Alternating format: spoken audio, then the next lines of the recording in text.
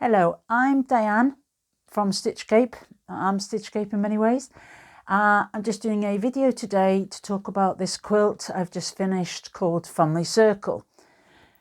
The aim of the video is not to inspire you to do amazing quilting, because there isn't amazing quilting on here.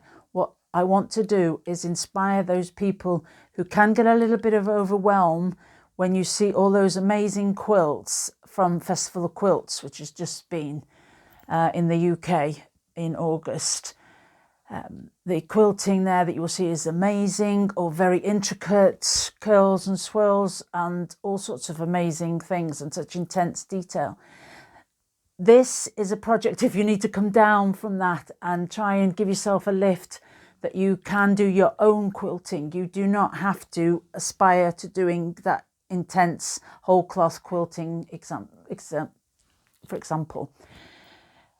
What I've got here, and I'll be showing you some images throughout the video of some close-ups, but the basics of the quilting I've done on this is a serpentine stitch, which is basically that, just a wavy line. And actually I use my brother Innovis V5, who can actually create that stitch for me. You pretty much just keep going straight and you get that stitch. But then on a sewing group meetup I had with some old friends of mine, I took my little Janome 230 DC and I just did, I did free motion and I did the serpentine stitch that way. So that's the basis of all the quilting on here. The actual quilt itself started with a triple inset curves circles workshop run by Lucy Engels and managed by Crafty Monkeys. So it was a couple of these blocks that started it off, and then I wondered what I could do with a couple of blocks that I'd created, such as that one, and this is how this quilt came to be. So I've loved it because it's all been very organic. I've just made it up as I went along, you know, how the muse got me sort of thing. So, and that for me is I love learning. I love trying things out. I love going with the flow. I'm not brilliant at, I would never be a pattern tester, because I just skip directions and I do my own thing. And that's not what a pattern tester wants. They want you to follow the pattern and make sure it makes sense before they hand it out to the public. But what I do love is making it up as I go along and having just fun, because this is for me. This isn't going to anybody else. This is for me. So what I will do now is I'll stop the video and I'll try and get a little bit more of a close-up on the individual blocks, and I'll give a little chat through on each one. Right, on this one, which is, as you were looking at it, it's the one on the, from your angle, it's the top left. This is triple inset circles, and you'll see the, I won't talk about the piecing in this video. The serpentine stitch goes along the back horizontally, very organic way. So that's going horizontally. And then around this lighter blue of this circle, is sort of going around there, and then it goes round to there, and then round to the edge of the wider circle. So that's going round, and then inside this darker rim, it goes, I've done 3 of them, but they're all going any which angles, they're not following each other. So that gives a nice run along method. And the serpentine stitch in this section goes vertical. And that block really stipulates half the quilting I've done.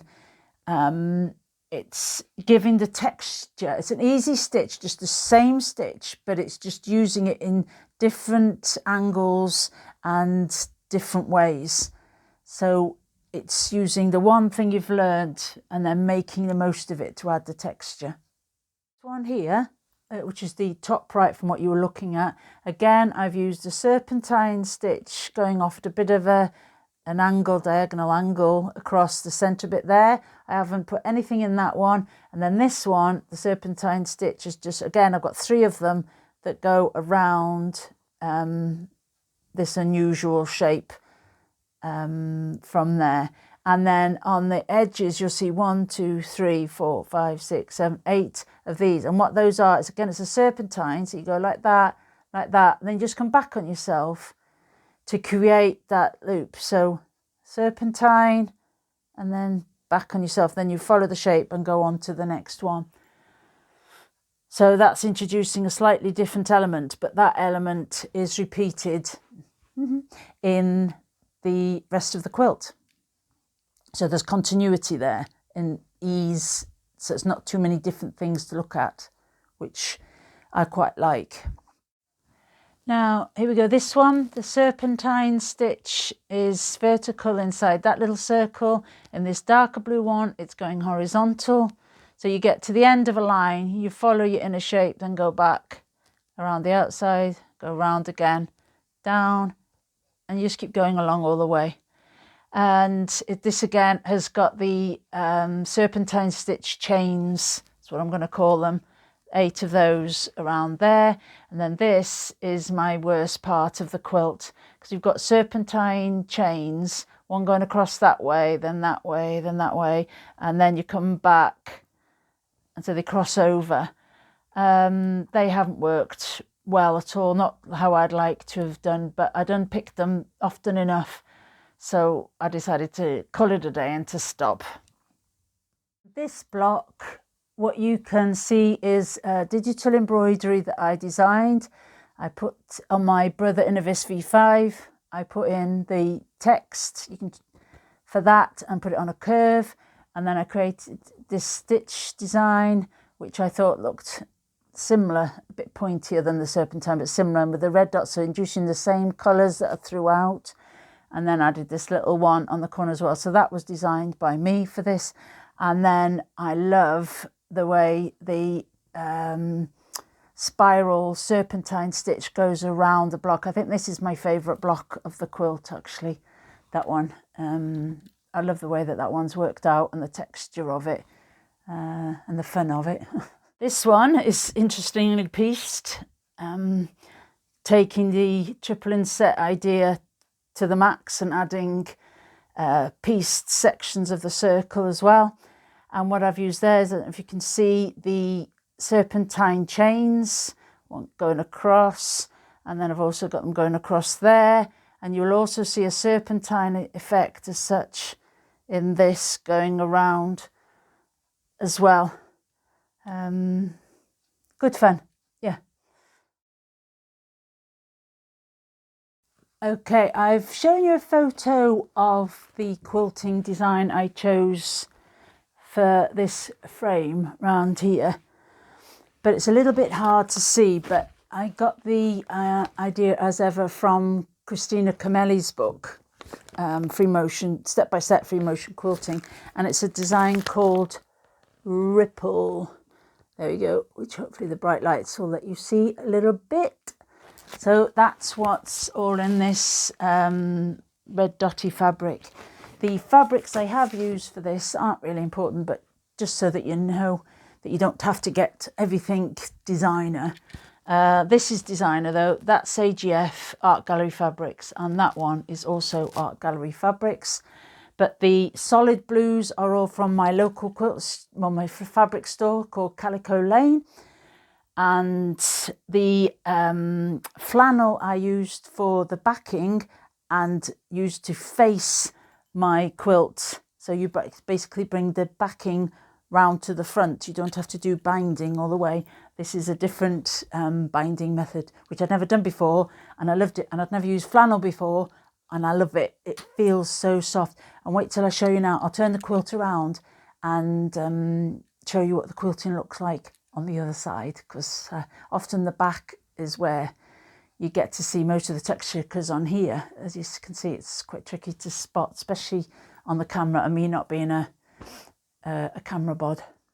Okay, here we are on the back of my family circle quilt, and unfortunately the camera isn't catching the quilting very well. So what I'm going to do is I'll take some photos and put those into the video so help you see a little bit more of that texture But oh, the feel of the flannel as well is gorgeous. And when you see some of the texture, it's gorgeous. I'm really happy with it.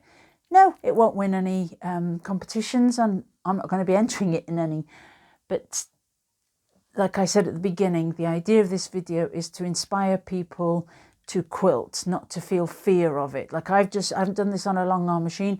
I've done it on my brother Innovis V5, who he's pretty fancy, to say the least. And then I've done it on a very simple Janome 230 DC, which is not big throat space, and just a small little workshop machine, which is cracking. And I've quilted this on that, and I've had a ball. But the main things to think of is try and think of a stitch and try and carry that throughout your quilt. It doesn't have to all just be from top to bottom and side to side. Like I've used it in here in different angles. And try and keep your colours similar, so you're not introducing too much to have to look at and to think about, to keep that balance. And just enjoy it. You may end up entering it in a quilt competition. In fact, more of us should, because there are lots of different competitions that you can enter, and just people seeing our quilts, our creativity out and about in the world is well worth it. Don't be bothering about the naysayers. You just keep on working, keep on feeling that you're improving, that you're enjoying it, and all will be good. It'd be fine. Okay, with what you can probably just see of as a blue quilt with no quilting on it, I will leave you and add some photos on the end. But if you'd like to see more of these simpler quilting videos to try and inspire you, then let me know, and subscribe to my YouTube channel, which is Stitchcape, and also obviously in social media at Facebook and Instagram. Okie doke. Happy quilting!